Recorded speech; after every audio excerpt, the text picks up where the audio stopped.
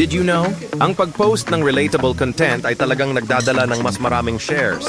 Kaya naman, dapat talagang kunin ang kiliti ng viewers. Pero teka lang, bakit di mo ako kayang kiligin?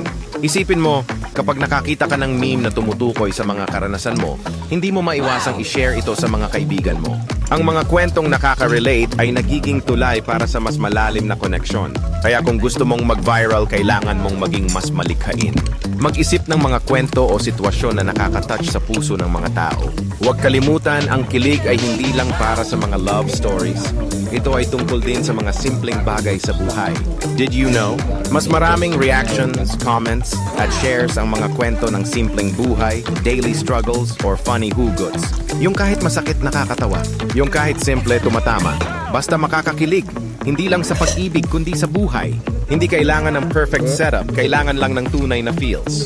Kaya ano pang hinihintay mo? Simulan na ang paglikha ng content na talagang makakakilig. Ikaw, anong klaseng content ang pinaka nagpapakilig sa'yo? Comment below and let's make it viral together.